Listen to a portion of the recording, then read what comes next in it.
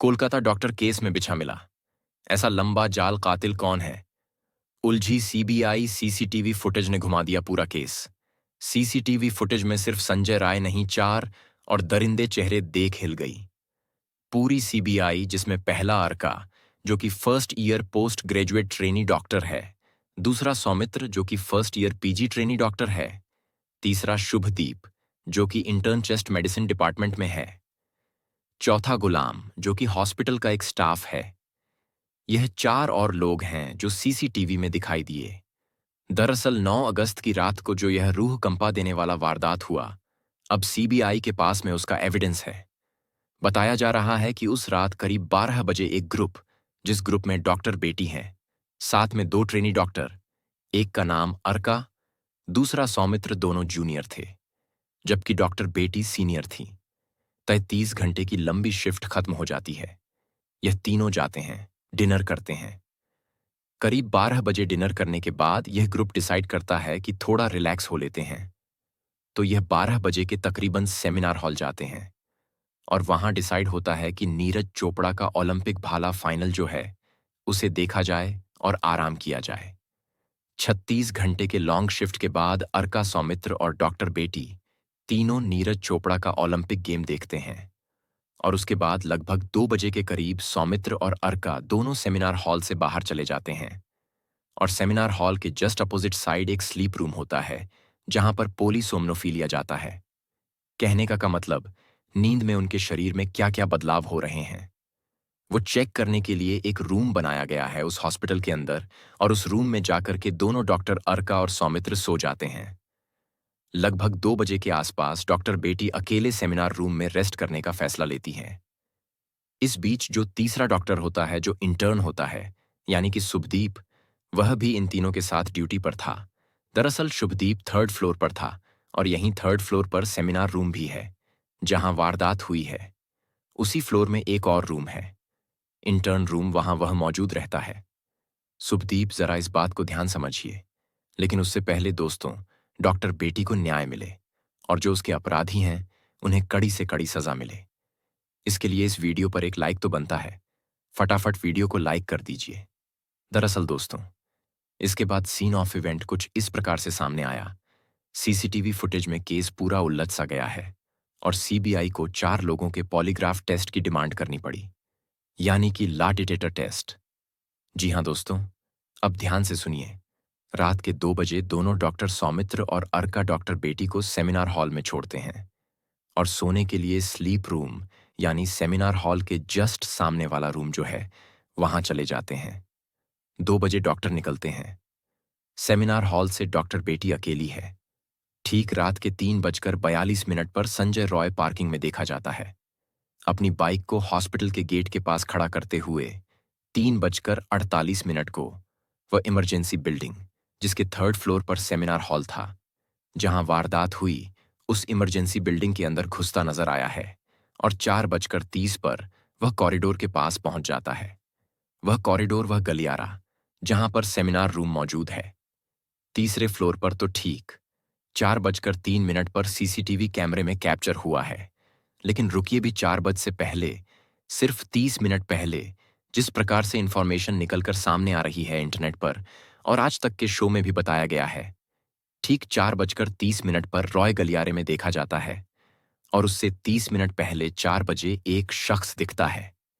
यह शख्स है गुलाम, जो कि हॉस्पिटल का एक स्टाफ है। यह 4 बजे 1st फ्लोर से 3rd फ्लोर की ओर जाता नजर आया है। सीसीटीवी कैमरे में 4:45 पर संजय रॉय अंदर घुसता है सेमिनार हॉल के उस गलियारे में और 4 से लेकर 4:30 के बीच में गुलाम 3rd फ्लोर से वापस 1st फ्लोर तरफ आते हुए नजर आता है। ध्यान से सुनिए दोस्तों, और आपको बता दें, जो संजय रॉय की मूवमेंट है वह किस प्रकार की होती है। 4:30 पर सीसीटीवी कैमरे में कैद होता है संजय रॉय उस गलियारे से आता हुआ जहां पर सेमिनार रूम मौजूद था।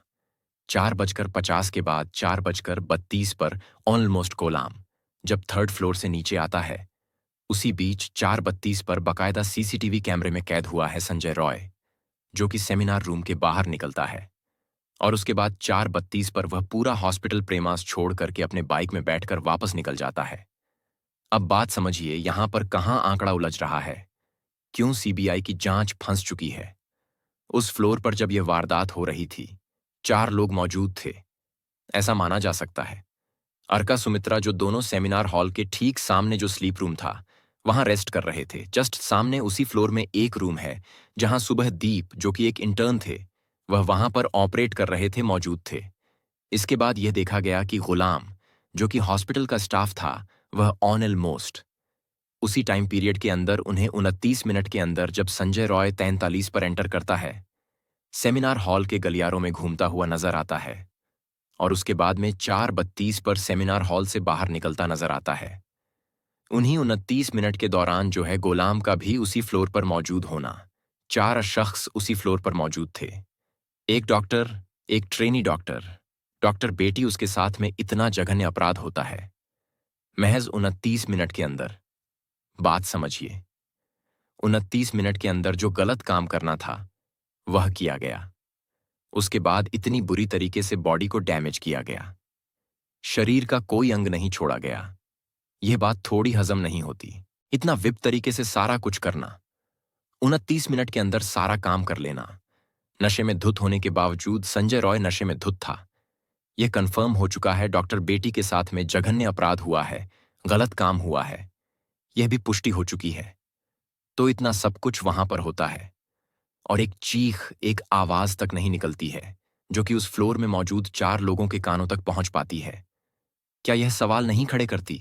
और इसीलिए सीबीआई ने चारों का अर्का, सौमित्र, शुभदीप और गुलाम चारों का पॉलीग्राफ टेस्ट कराने की मांग कर है। और ये होने वाला है टेस्ट, एक ऐसा टेस्ट जो कि बदन के अंदर, शरीर के अंदर फिजियोलॉजिकल रिस्पांस को कैप्चर करता है। सवाल पूछे जाते हैं, जो इंटीग्रेटर होता है, जो जांच करता होता है, वह सवाल पूछेगा। सवाल पूछने के बाद तमाम तरीके के सर जिससे सवाल पूछे जाने हैं उसके शरीर पर लगा दिए जाते हैं और उस दौरान जब वह रिस्पांस देता है, सवाल का जवाब देता है, उस वक्त हार्ट बीट चेक की जाती है, ब्लड प्रेशर चेक किया जाता है, रेस्पिरेशन, ब्रीदिंग रेट चेक की जाती है और जो स्किन की कंडक्टिविटी है, ये सारे मानक चेक किए जाते हैं कि कहीं कोई झूठ को दबाने वाला कोई एक रिस्पांस तो नहीं दे रहा। दोस्तों अब ध्यान से सुनिए, कई सारी संभावनाएं हो सकती हैं।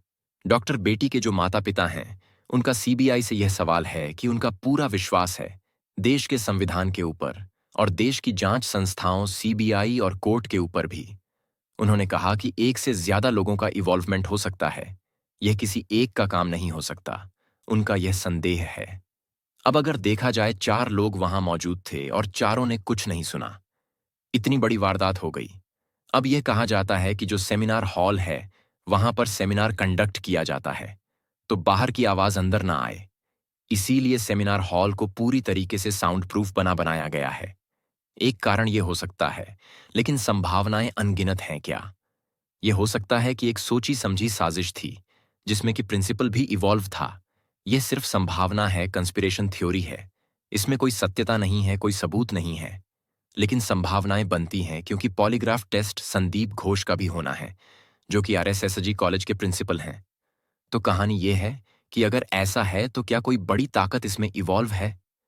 क्या डिनर के दौरान कुछ मिलाकर दे दिया गया था डॉ बेटी को जिसकी वजह से वह बेशुद्ध थी और आवाज नहीं कर पाई? कुछ भी पॉसिबल हो सकता है, और भी लोगों का इवॉल्वमेंट हो सकता है। इन चारों में से किसी एक का इवॉल्वमेंट हो सकता है क्योंकि सीबीआई ने जब इन चारों से सवाल जवाब किया तो जो सारे जवाब थे वह एक तरह के नहीं आए, उसमें इनकंसिस्टेंसी पाई गई है। तो यह सीधा इशारा करता है कि कहीं ना कहीं कुछ सच है या कोई और डिटेल है जो यह जानते हैं पर बता नहीं रहे, किसके दबाव में नहीं बता रहे हैं, या यह सिर्फ महज एक सीधा सा क्राइम है। कोई नहीं कह सकता दोस्तों। जब तक पॉलीग्राफ टेस्ट का रिजल्ट ना आ जाए तब तक कहना बेहद मुश्किल है। आपको क्या लगता है, क्या किसी एक व्यक्ति का क्राइम हो सकता है या किसी बड़ी साजिश के तहत डॉक्टर बेटी को खत्म किया गया है? कमेंट्स बॉक्स में जरूर बताइएगा। तो दोस्तों, जय हिंद, जय भारत।